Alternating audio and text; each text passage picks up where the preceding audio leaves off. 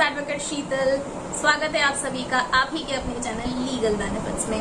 दोस्तों, आज के वीडियो में हम जानेंगे कि पत्नी अगर पति को तलाक ना दे, आनाकानी करे, परेशान करे तो पति को क्या करना चाहिए। ऐसा बहुत बार होता है कि पत्नी पति को परेशान करने के इरादे से तलाक नहीं देती है, अलग रहती है, मायके चली जाती है या कहीं भी चली जाती है, अलग रहती है पति से, लेकिन जब तलाक की बारी आती है तो कह देती है कि मैं तो तलाक दूंगी ही नहीं। तलाक नहीं देके वो पति को सिर्फ परेशान करती है। उसका यही इंटेंशन होता है कि वो उसे परेशान करे और इतना प्रेशराइज करे कि ज्यादा से ज्यादा मनी एक्सटॉर्ट कर सके या कुछ भी अलग इरादे से, मतलब बैड इंटेंशन से वो ऐसा करती है, मैलाफाइड इंटेंशन से वो ऐसा करती है। वो तलाक सीधे सीधे नहीं देना चाहती। बहुत सारे केसेस में ऐसा होता है। तो अब पति के पास क्या ऑप्शन है, पति क्या करे ऐसी कंडीशन में। पति तो बहुत परेशान हो जाता है, मेंटली बहुत बुरी तरीके से एग्जॉस्ट हो जाता है, उसके पास ऑप्शंस ही नहीं बचते। एक्चुअली उसके पास कुछ ऑप्शंस बचते हैं।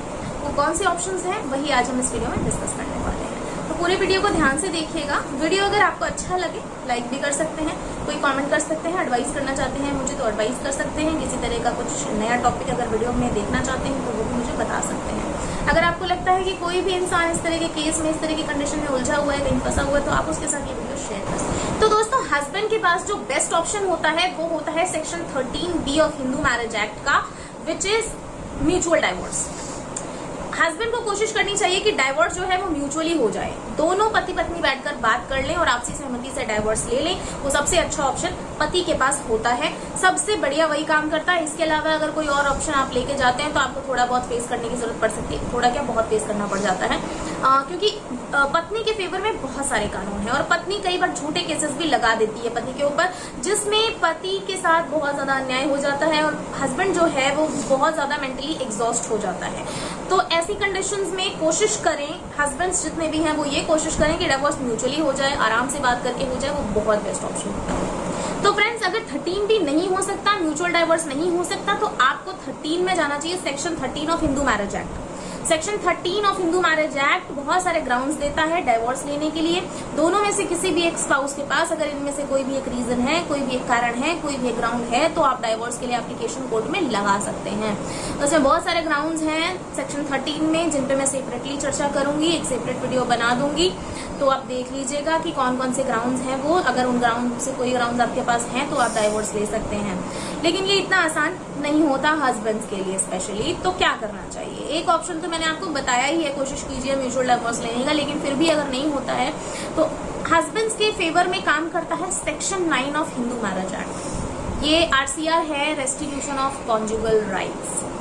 इसमें क्या होता है, इसमें अगर वाइफ आपको छोड़कर चली गई है तो इस केस में आप पत्नी को घर बुलाने के लिए एप्लीकेशन लगाते हैं। आप चाहते हैं कि पत्नी घर वापस आ जाए, आपके साथ रहने लगे, तो इसको कहा जाता है रेस्टिट्यूशन ऑफ कॉन्जुगल राइट्स। और जब आप सेक्शन 9 लगाते हैं और अगर आप अपनी बात को साबित करने के लिए कोई ना कोई आप ग्राउंड लेंगे, अगर आप अपनी बात को साबित कर देते हैं तो उसके बाद अगर आपको जज ने ये कहा है कि पत्नी साथ में आकर रहे, ये अलाउ हो गया, आपकी एप्लीकेशन अलाउ हो गई है और पत्नी 1 साल के अंदर अंदर नहीं आती है आपके पास, 1 साल के अंदर अंदर वो नहीं रहती है आपके साथ, तो 1 साल के बाद आपको ये ग्राउंड मिल जाता है कि आप डाइवोर्स की एप्लीकेशन लगा दें, क्योंकि पत्नी ने जो सेक्शन 9 है उसकी एप्लीकेशन में जो जजमेंट, जो डिसीजन आया था उसको फॉलो नहीं किया है।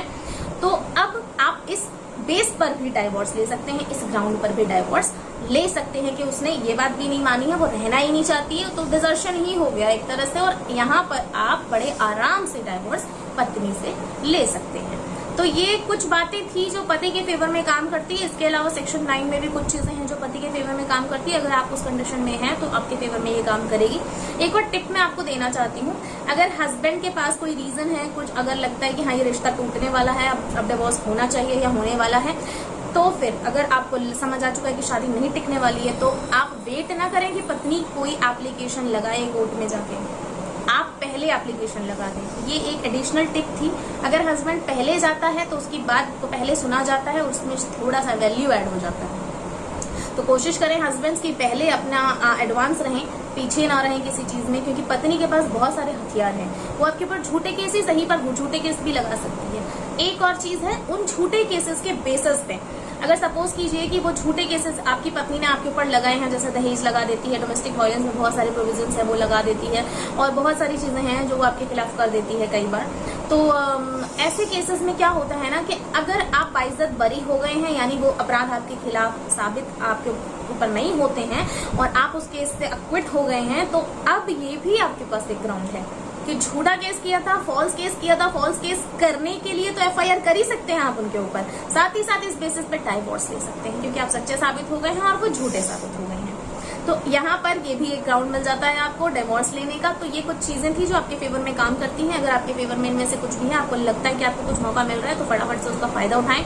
किसी भी तरह की लीगल जानकारी, कोई लीगल गाइडेंस, कोई लीगल हेल्प चाहिए तो नंबर आपको स्क्रीन पे दिखाई दे रहा होगा। आप इस नंबर पे कभी भी कॉन्टैक्ट कर सकते हैं, मंडे से लेके सैटरडे तक सुबह 9 बजे से लेके शाम 8 बजे तक। ये मेरा टाइमिंग है। आप इस टाइम पे कभी भी कॉल करके कोई किसी भी तरह की हेल्प या सलाह ले सकते हैं। और वीडियो अगर अच्छी लग रही है, लाइक शेयर कमेंट जरूर कीजिएगा। इसी तरह का कोई नया टॉपिक अगर आप चाहते हैं जिस पे आपको जानकारी चाहिए, आप चाहते हैं कि मैं वीडियो बनाऊं, तो कमेंट बॉक्स में मुझे बता दीजिएगा। तो अभी के लिए इतना ही था। मिलते हैं किसी और वीडियो में किसी और जानकारी के साथ। तब तक के लिए नमस्कार।